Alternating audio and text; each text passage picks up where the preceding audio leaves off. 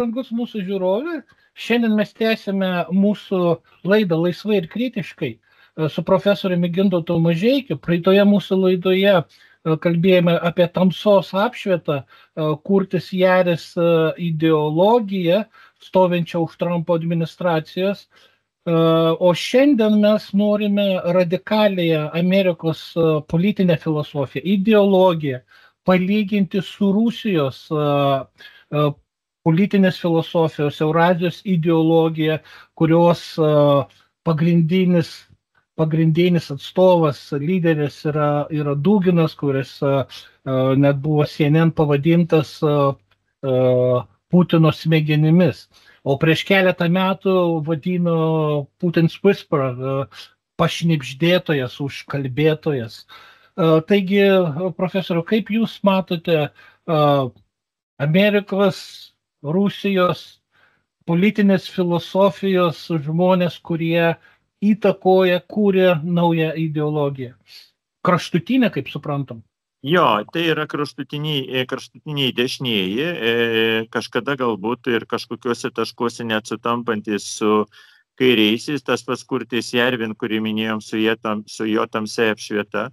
Tai jis laiko nuo laiko kai kuriais klausimais cituoja Leniną ir Leniną ne dėl to, kad kritikuoto, kad galėtų remtis, bet pirmiausia, kai kalba apie politinės valdžios užėmimą. Antras, ką reikia pažymėti, ir Duginas, ir Järvinas, ir dar daugelis žmonių aplink juos, daug kalba apie imperiją arba monarchiją. Ir jie iš principo yra naujieji imperialistai arba naujieji monarchistai. Ir tik tai skiriasi. Žinoma, kad Dugino požiūris nuo Järvino esmingai skiriasi, bet pirmiausia, kodėl tas monarchizmas ir iš kur jis atsiranda. Na, visų pirma, vakaruose buvo vieno tipo kontrapšvieta, o Rusijai buvo kito tipo kontrapšvieta. Nors ir vieną ir kitą pusę jungia toks keistas apsišaukėlis iš principo mąstytojas grafas Saint-Germainas, kuris ir ten buvo gerbiamas. Bet kita vertus, apšvietos pagrindinė idėja yra tokia, kad žmonės negyvena pagal visuotinius ir būtinus pilietinius ar gamtos dėsnius, o patys turi valią ir ta valia ateina nuo Dievo ir pagal savo valią jie kuria kažkokią tai santvarką. Paprastai šitie monarchistai, imperialistai pasisako prieš nacionalizmą, nacionalinės idėjas, turėtų taip jau bent būti. Ir toliau ir vietoj to iškelia visiems vienodai gero monarcho idėją. Tai reiškia, kad, pavyzdžiui, įsivaizduojama taip, kad štai yra kažkokia tai imperija, toje imperijoje galėtų būti daugybė kunigaikščiščių, grafysčių, hercogiščių ir visi hercogai ar ten kiti, jie vienodai yra malonus imperatoriui ir jis visus juos remia, taip pat vienodai remia ir provincijas ir centrus. Ir, pavyzdžiui, pats Kurtis Järvinas labai dažnai cituoja Dantės kūrinį Monarchiją. Reikia pastebėti, kad Monarchija rimtai Dantės štai šitą kūrinį aš nemačiau ilgą laiką, kad kas nors rimtai tą kūrinį skaitytų. Visi nukiša į viduramžius, čia 14 amžiaus pradžia ir nurodo tik tai kaip istorinį faktą, bet ne kaip tai, ko reikėtų remtis. Na, o Duginas savo ruožtu, jis kalba apie imperiją, bet dar reikia apibrėžti, kokia tai imperija. Ir jis norėtų nurodyti ne į didžiąją Romos imperijos idėją, į kurią iš dalies nurodo Järvinas, o nurodyti į Eurazijos idėją. Eurazijos idėja, kaip žinome, subrendo iš principo 19 amžiaus pabaigoje, 20 amžiaus pradžioje, bet ypač tapo aktuali po didžiosios taip vadinamos kabutėse spalio revoliucijos po 1917 metų, bet kur išeivijoje.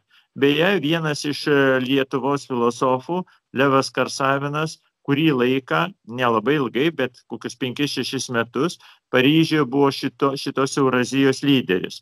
Ir jis kaip tik kalbėjo apie tokį dalyką, kad Eurazija turėtų remti simfoninę asmenybę, o simfoninė asmenybė tai vadinasi tokia organiška idėja, kad ji kyla nuo šeimos šeima perauga į kažkokią tai miestelio savivaldą, savivalda perauga į valstybę, valstybės organizacija perauga į imperatorių, imperatoriui pasaulio perauga į kosminę būtybę jo Adomą Kadmoną ir Adomas Kadmonas galų gale paklūsta viešpačiui.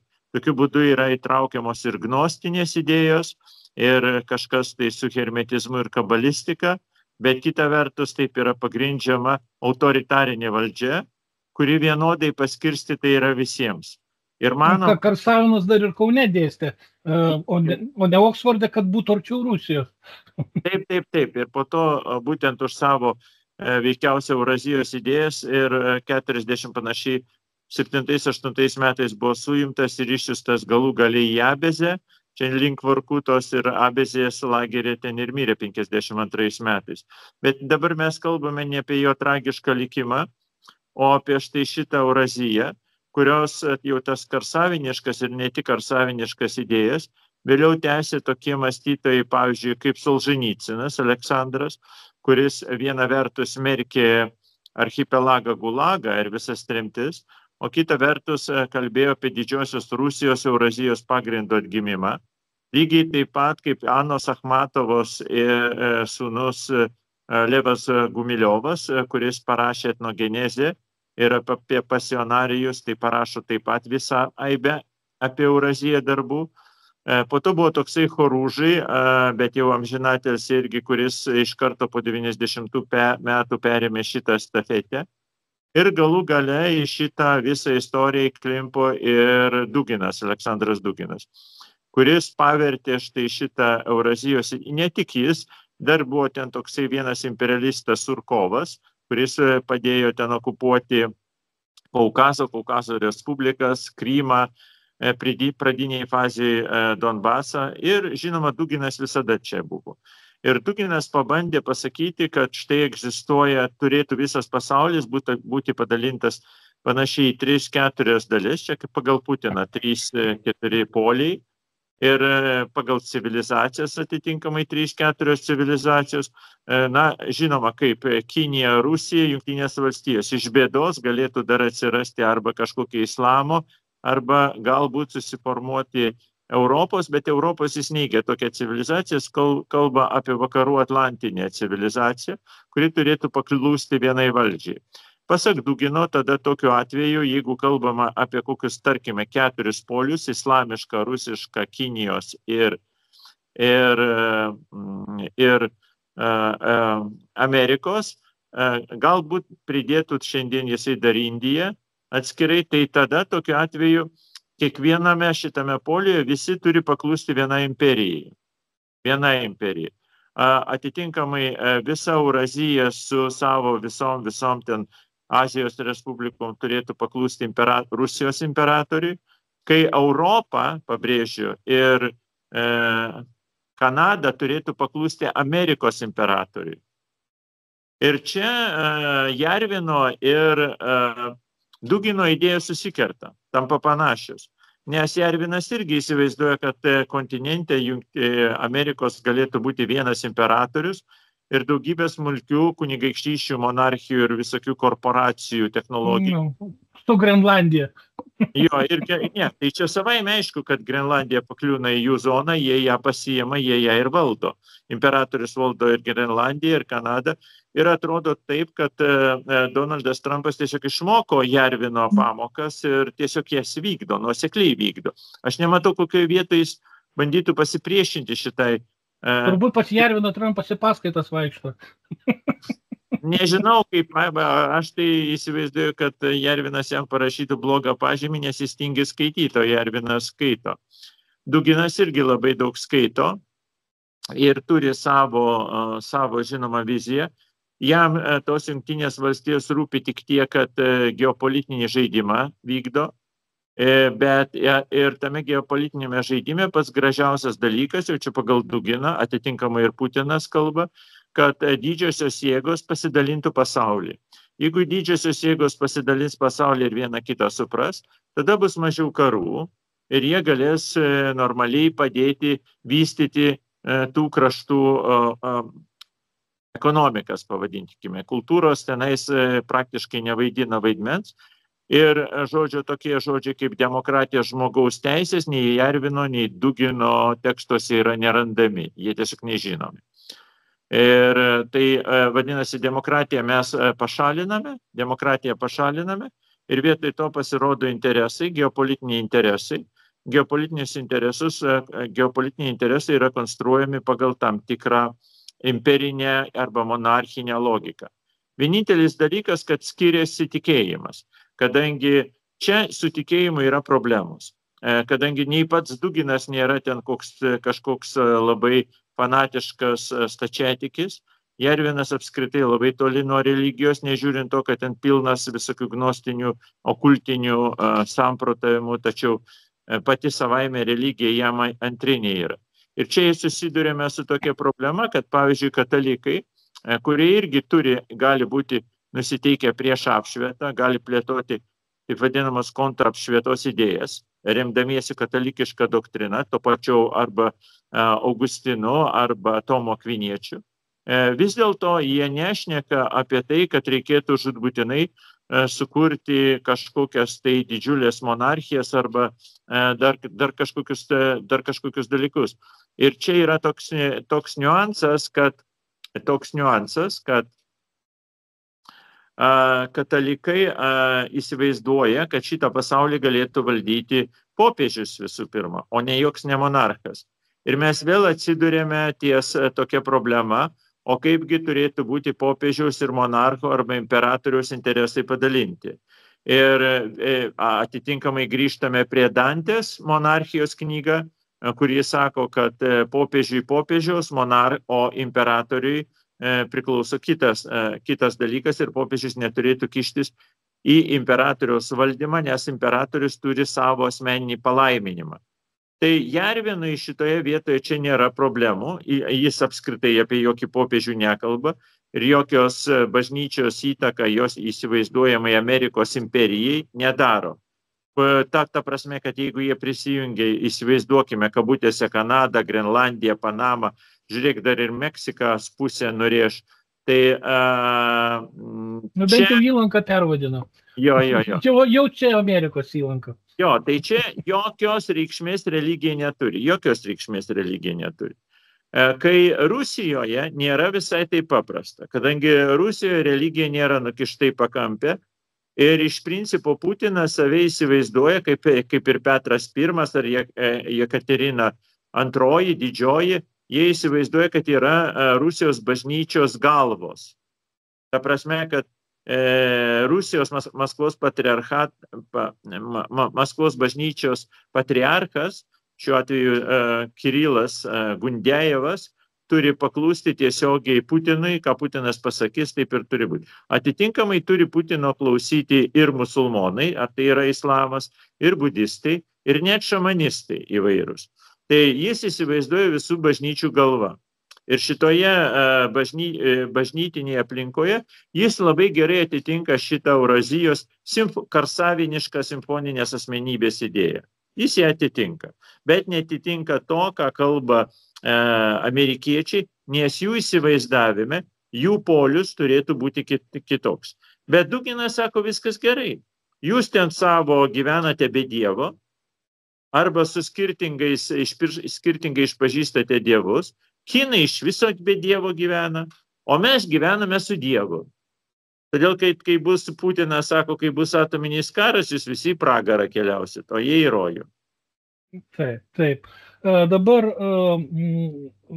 apie amerikiečių, reiškia, civilizaciją Dugino akimis ir Rusijos civilizacija, reiškia, anot Dugino, iš kurio paėmė interviu Farid Zakarija ir taip pat Duginas buvo su savo interviu pristatytas per CNN, angliškai kalbantis, be vertėjo. Na, dėl to mažumėlę nukentėjo Dugino mintis, nes jis angliškai taip laisvai nesijaučia kaip rusiškai, bet vis tik pagrindinė mintis buvo jo tokia, kad putinizmas laimėjo Amerikoje, ką į lietuvių kalbą mačiau kai kuriuose portaluose blogą vertimą, kad buvo parašyta putinizmas nugalėjo Ameriką. Ten buvo ne taip. Putinism has won in the United States. Reiškia, nugalėjo Ameriką. Ką jis turi omeny?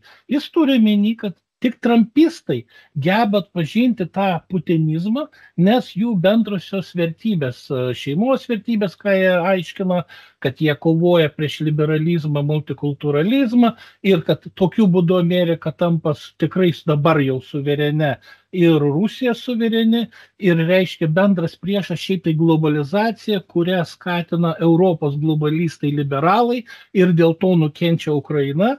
Ir dar, kad Ukraina vietoj to, kad būtų neutrali šalia didžiosios Rusijos imperijos ir šalia Rusijos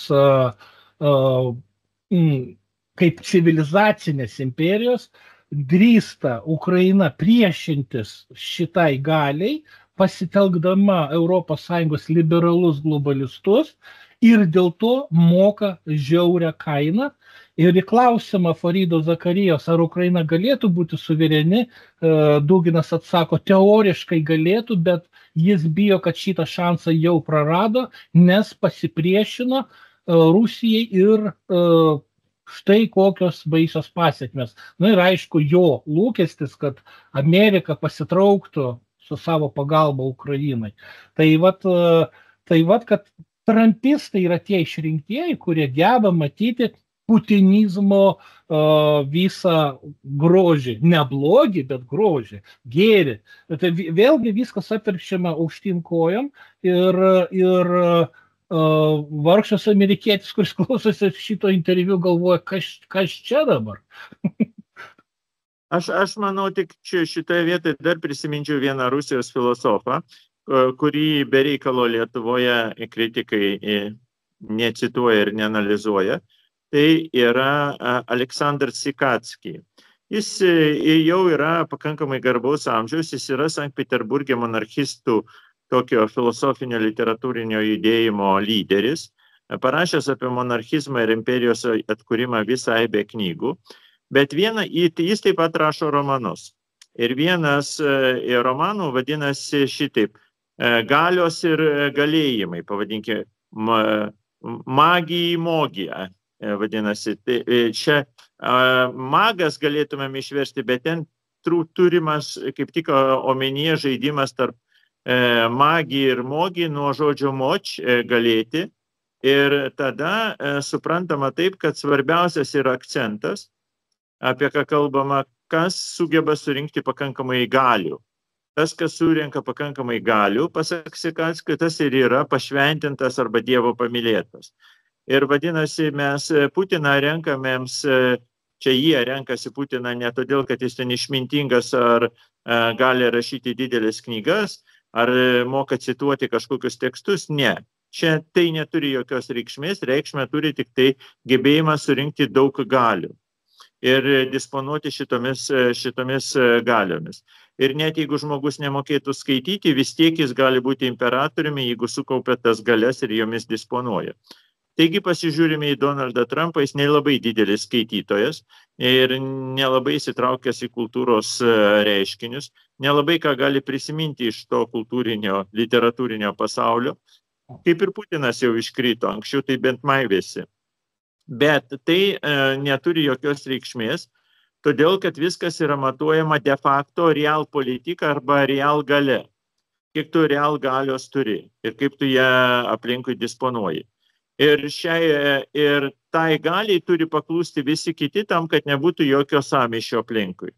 Tai šia prasme, kad įsivaizduojama taip, kad Ukraina šiuo atveju neturi pakankamai galios pati ir todėl Jungtinės valstijos be reikalo kišasi. Pagal jų geopolitinę ideologiją, tokį aiškinimą, geopolitinę filosofiją. Reikalo kišasi, žinomas, kad jeigu Jungtinės valstijos kišis, tai nebus nei Rusijai, nei Amerikai naudos.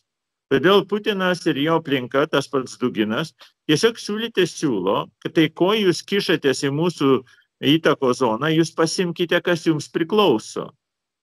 Ir tiesiog okupuokite jūsų ir jums reikalingus kraštus. prižiūrėkite ten egzistuojančias kasyklas, mineralus, dujas, naftą ir po to mes vesime su jumis dėrybas, o besidalijant pasaulį, tai net galime vieni kitiems padėti.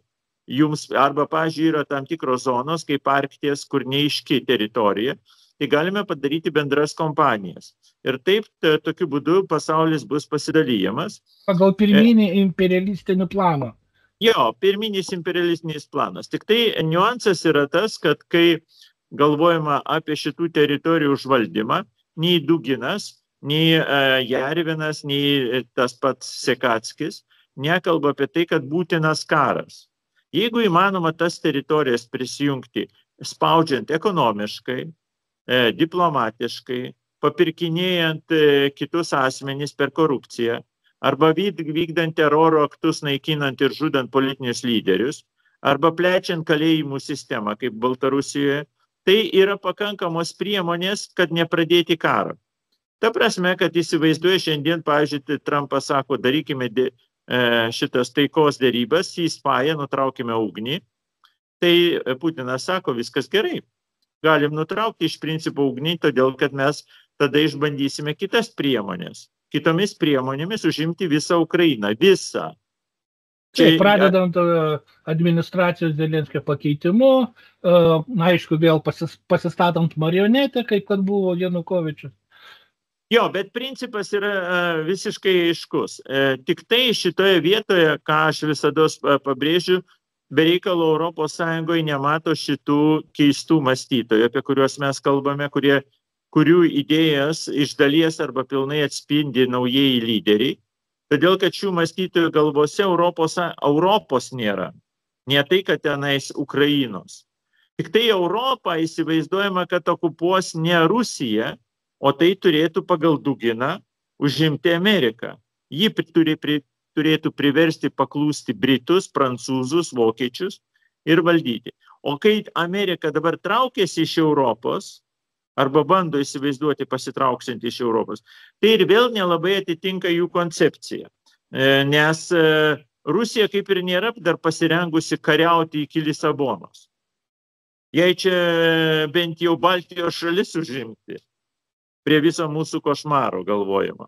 Tai kad, sakyčiau, ne viskas tenais yra tarp jų suderinta ir žinoma, kad jie turbūt Duginas labai norėtų, kad keletas žmonių, tokių kaip Järvinas, Peter Thiel, tas pats Elon Musk atvažiuotų į Maskvą ir padarytų tokį filosofinį simpoziumą, kaip filosofai gali pasidalinti pasaulį. Ir tada jie pasidalina. Man labai nerima kelia reiškia šitų filosofų atviras prisipažinimas ir netgi didžiavimasis savo radikalia dešine, savo fašizmu. Ir tame interviu su Farid Zakarija Duginas prisipažįsta, kad žino, stebi amerikiečių politiką Trumpo rėmėją, trumpistą Steve'ą Bannoną. Ir mes žinome, kad Bannonas skatindamas, ragindamas baltųjų, labai rasistiškai, baltųjų krikščionių kovą prieš multikulturalizmą, parodo tą nacistinį ženklą, iškeldamas ranką. Elonas Muskas tą jau irgi yra padaręs, Trumpas gal dar lik ir nepadaręs, dar eiliai turbūt stovi. Ir šitas atviras toks fašistavimas jau dažnėja ir dabar atrodo, kad vyksta atvirom kortom tiesiog tas susiorganizavimas Amerikos ir net nesinori sakyti intelektualinio elito, nes man atrodo intelektualinis elitas tikrasis Amerikos visai kitaip mąsto, bet matosi spaudimas pačioms vertybėms. Mes ką tik neseniai sakėm, kad pas Trumpą tų vertybių kaip ir nėra, bet dabar tuo administracijų, dabar matom, kad jos yra ir kokio jos pobūdžio. Ir štai, pavyzdžiui, paskutinis pareiškimas Elono Musko, kad Prancūzija turės labai rimtų problemų dėl to, kad uždraudė dėl korupcijos Marie Le Pen dalyvauti būsimuose Prancūzijos rinkimuose. Tai koks čia jų rūpestis? Reiškia noras, kad Prancūzija užvaldytų prokremlišką prezidentę. Makroną išstumti iš konkurencijos. Tai nors ir taip jau tos kadencijos kitos nebegalėtų eiti. Tai vat tas susitelkimas ideologinis iš Amerikos pusės ir iš Rusijos su atviru fašistavimu labai kelia nerimą, kaipgi ras kokį atsaką Europą su savo liberaliom vertybėm, kurios jau ir iš vidaus dažnai kritikuojamas dėl tam tikro ištežimo, tarkim, dėl nebevaldomos migracijos. Na, gal tai pažadins kažkam tai, pabūsti, renovuotis. Aš manau, kad mes kartais nesuprantame to, kas vyksta Jungtinėse valstijose, atitinkamai kaip jos spaudžia Europos Sąjungą, beje, Rusija, lygiai taip pat spaudžia savo korupciniais teroristiniais būdais. Nesuprantame todėl, kad neskaitome šitos kontrapšvietos. Pavyzdžiui, yra toksai Rygos kilmės britų mąstytojas Isaiah Berlinas. Jis paskelbė 2 tomus apie štai vadinamą Counter Enlightenment, tą kontrapšvietą. Ir šita kontrapšvieta yra suprantama kaip dar viena alternatyva demokratijai, kaip alternatyva lygiom žmonių teisėms. O čia, atsiprašau, kuriais metais, čia kokie 70-ieji turbūt? Taip. Tai, bet ne, jis ten ne tai, kad propaguoja, jis analizuoja tiesiog šitą reiškinį. Lietuvoje šitą reiškinį jau yra analizavę, šį bei tą apie tai rašė ir filosofai Alvydas Jokubaitis ir beje Leonidas Donskis. Tai nereiškia, kad jie puolė sekti tą. Tiesiog lygiai kaip mes su jumis, Tomai, aptarinėjo, bet su niuansais, pavadinkime taip, su niuansais jie tą dalyką aptarinėjo. Ir taigi ta tema, kurią mes svarstame, nėra nauja, bet ji nėra nauja filosofų ir kultūros filosofų pasaulyje. Politikų pasaulyje yra visiškai nauja. Politikai ir politologai šitos temos kontrapšvietos nėra įvaldę, nesupranta, kokios ideologijos iš ten kyla ir painioja labai nepaprastai daug dalykų. Pavyzdžiui, buvo toksai mąstytojas, italų mąstytojas Julius Evola. Jis yra parašęs knygą fašizmo pagyrimų Italijoje, bet jisai po to dar sukritikavo baisiausiai fašizmą. Ir sukritikavo fašizmą ne dėl to, kad jisai būtų apskritai prieš fašizmą, o todėl, kad Musolinis kvailas blogą fašizmą kūrė. Ir Hitleris kvailas blogą fašizmą kūrė, netikrą fašizmą kūrė. Jie turėjo tikresnį fašizmą sukurti. Ir čia yra niuansas, kad, pavyzdžiui, kai Duginas įsivaizduoja arba Jarvinas atvirai abudu sako už fašizmą, tai jie nekalba apie tą patį nacistinį kvailą fašizmą. Ne, jie turi savo idealus. Žinoma, kurių jau vietos politikai visokiose vietose ir lygiuose tikrai nei to Dugino, nei Jarvino nesupranta. Ir kai jie jau pradės savo fašizmą įgyvendinti, tai tikrai įgyvendins ne pagal jų idėjas idealistinės fašizmo, o įgyvendins pagal visai kitus principus. Taigi šitas fašizmas be abejonės yra sugrįžęs. Sugrįžęs nežiūrint to, kad pats žodis fašizmas yra vartojamas veikiau, kaip jau minėjau, tų filosofų arba intelektualų, nei politinių lyderių, nes politiniai lyderiai dauguma dar prisibijo šitų dalykų. Bet, kaip jau kalbėjom, net iki Elono Musko, šitie dalykai fašistiniai jau prasiveržė pro lūpas, jie apie jas kalba ir fašizmas šiuo atveju abiejais pirmiausia suprantama kaip valia galiai. Bilet zur Macht, čia nyčeniška idėja, ir valia valdžiai. Ir kas turi daug valios ir galios, tas ir turi viską, tas ir turi valdyti ir susitarti. Jau čia mes grįžtame prie mūsų apkalbėtos temos. Tik tai dar vienas dalykas, kad šita valia ir galia, pasak Dugino, yra viešpaties palaiminta ir bažnyčios norima. Ir taip ir turi būti įgyvendinta. O tie, kas nepaklūsta, ir čia svarbu tai vadinamai kontrapšvietai, jie nenagrinėja žmonių kaip lygių. Ir žmogaus gyvybė nėra aukščiausia vertybė. Jeigu žmogus yra kvailas ir nemalonus Dievui, jeigu jis netitinka imperatoriaus, palaiminto imperatoriaus vizijos, tai kažin ar jam verta apskritai gyventi šitame pasaulyje, arba jis turėtų būti nedaugiau kaip vergas, arba priklausomas. Taigi visos tos idėjos sugrįžta, kas jau buvo 20 amžiaus pradžioje, tik tai jos įgyja naują rakursą, kurio neatrasime, pavyzdžiui, Dugino tekstuose, nes jis tolimas nuo dirbtinio intelekto, kriptovaliutų ir visokių kitokių dalykų. Jam čia migla. Kai Järvino kompanijai, kaip tik kriptovaliutos, didžiosios korporacijos, dirbtinis intelektas, Elon Musk, satelitai, kosmosas yra pats tas. Tai pavadinčiau taip, kad Dugino imperializmas yra toks senovinis, iškastas ir apipelyjas.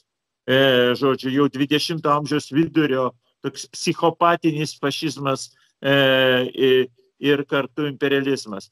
Kai Järvino ir jo kompanijos, jis atitinka 21 amžių matricos idėjas, dirbtinį intelektą ir atrodo kur kas šviežiau nei tai, ką kalba Duginas. Duginas vis dar įsivaizduoja, kad imperijos yra teritorinės.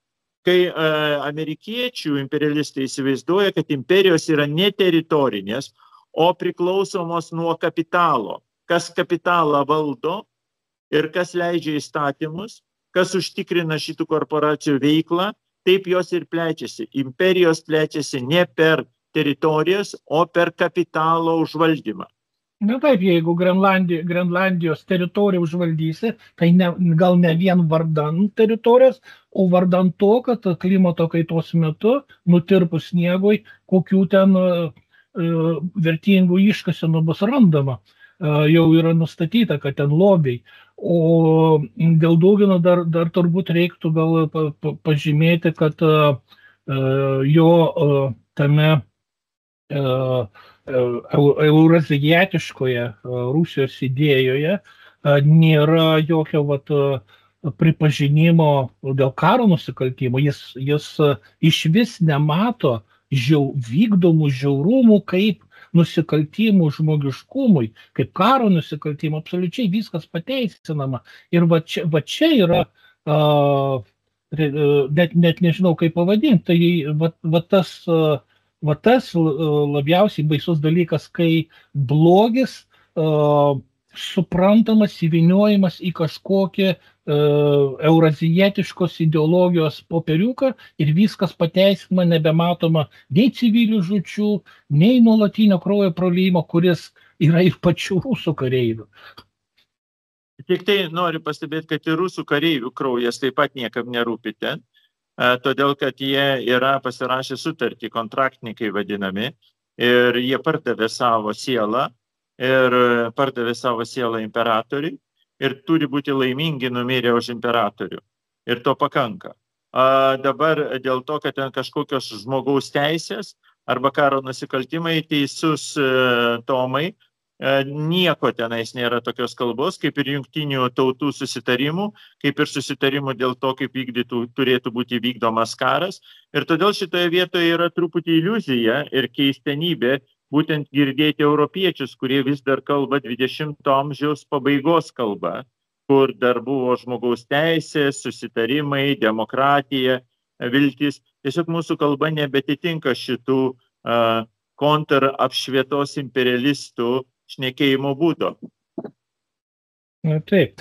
Ir kas čia per tokią tendenciją?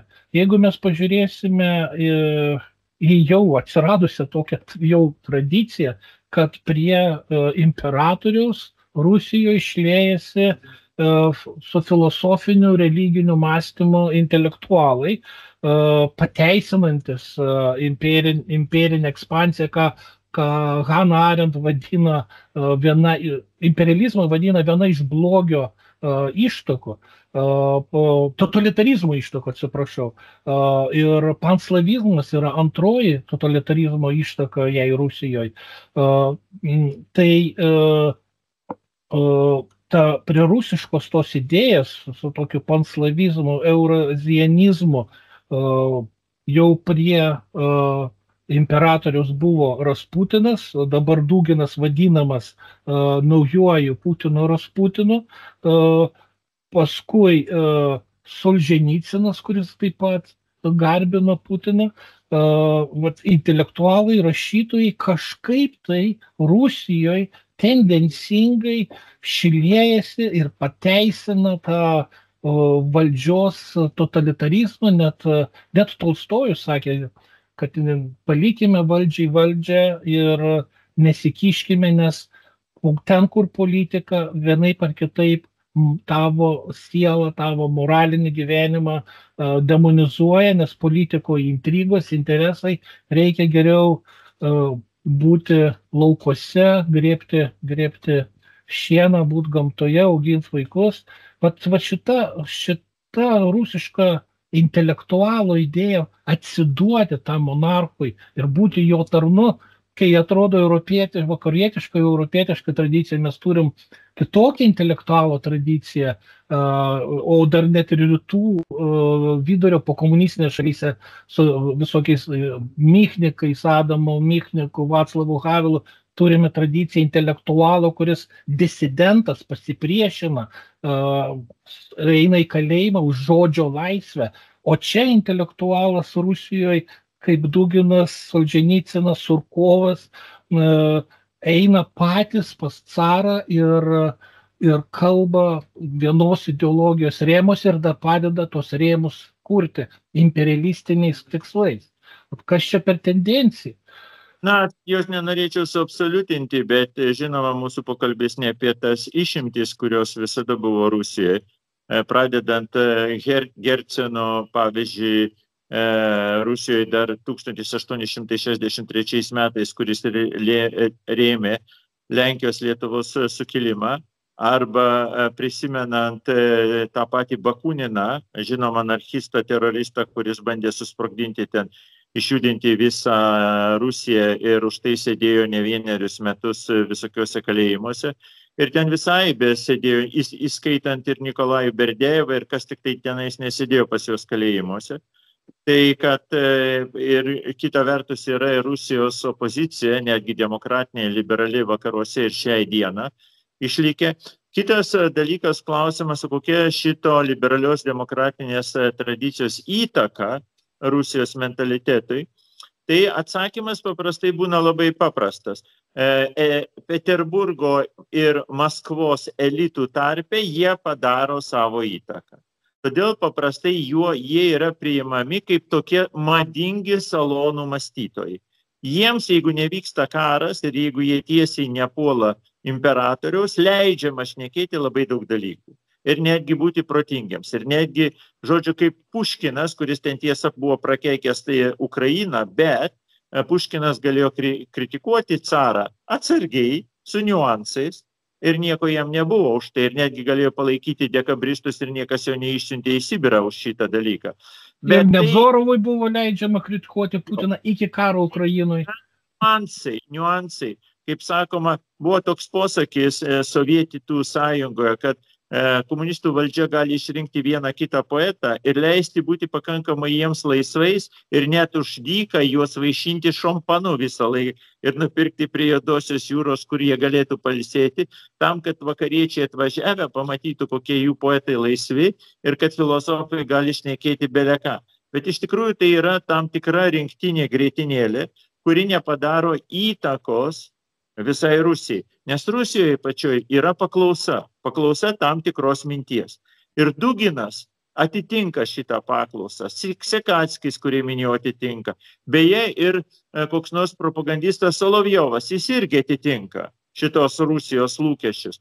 Ir kas tą Rusiją sudaro? Dažnai mes painiojame, kai sakoma, žiūrėk, ten yra šviesus koks nors ten Kasparovas ar ne vakaruose. Ne, jis netitinka Rusiją.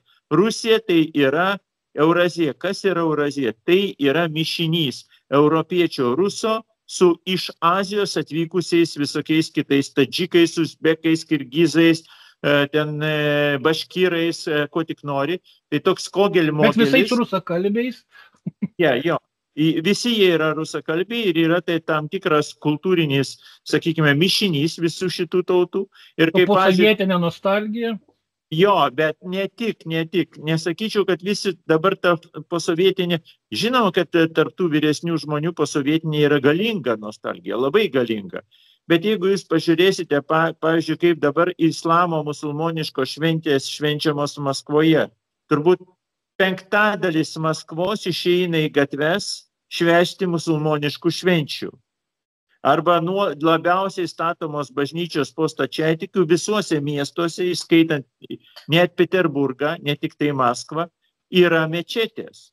Kitaip tariant, tas krypimas į Azijos dvasią, bet ne kokią kinietišką ar japonišką, kuri būtų ten, sakykime, kitokia visai. Ir net ne indišką dvasią. O čia, sakyčiau, Turkmenistanas, Tadžikistanas sumiksuotas su Rusija, štai kas yra Eurazija. Taip, taip. Ir akivaizdžiai supranta, netekus Ukrainos Rusijai kaip savo įtakos zonos erdvės, ta posovietinė imperija Rusijos, jinai subliukš. Čia yra tas vėl kritinis imperinis turbūt lūžis, dėl ko nagais dantimis Maskva laikosi įsikibus ir nori kariauti, niokot Ukrainą, kad ji nebegalėtų savarankiškai priešintis ir išeidinėti iš tos posovietinės valdomos erdvės. Va čia yra civilizacinis lūžis. Jiems reikėjo Putinui ne tik teritorijų, bet 40 milijonų ukrainiečių. Kodėl? Todėl, kad štai šitas Dugino kalba pasakysiu, tam, kad atsikurtų slaviškas genofondas, kad jis nebūtų taip pražudytas Azijos genofonde. Jiegi mąsto rasistiškai. Ir šitas rasistinis, beje, tai čia ir trampistų aplinkoje tas pats rasizmas yra.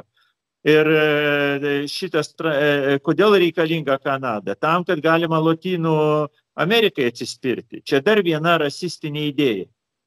Taip, tik tiek, kad paradoksas tas, kad kuomet bombardavo Ukrainos rytinę ir pietinę dalį, kaip Mariupolį, daugiausia nukentėjo būtent rusakalbiai ukrainiečiai ir netgi dar Solovjovo ten laidose propagandinėse pasigirdo netokios idėjos, kad jie labiausiai kalti, kad liko gyventi Ukrainoje, nepervažiavo į Rusiją ir bombarduojant Baltijos šalis, Narvos ir Daugpilio ir Klaipėdos rusakalbiai turėtų daugiausia nukentėti, nes jie kalti, kad gyvena NATO teritorijai ir negrįžta į motiną tėvynę Rusiją. Jo, bet Tomai, čia matosi tas paviršius. Aš atkreipsiu dėmesį, kad Putinas yra Hagos tarptautinio teismo ieškomas už prievartą prieš vaikus, vaikų išvežimą iš Ukrainos ir vaikų deportacija iš Ukrainos visai neatsitiktinė. Ji yra kaip tik su duginiškom rasizmo idėjom susieta, išvežti visus kaip galima daugiau vaikų iš Ukrainos, todėl kad jie seni diedai ir genofondiškai nebelabai jiems reikalingi. Ir jeigu būtų karas su Baltijos šalimis ir užpultų, tai aš garantuoju 100%, visus vaikus mažus jie atimtų. Ir išsivežtų auklėti pagal savo tvarką į savo vaikų ten namus, į internatus gigantiškus. Ir tuose internatuose jau jiems plautų smegenis, bandydami išugdyti savo rasiškai priimtiną rusą, iš principo rusą, nes veikiausiai pakeistų ir visas vardus ir pavardės. Taip, taip.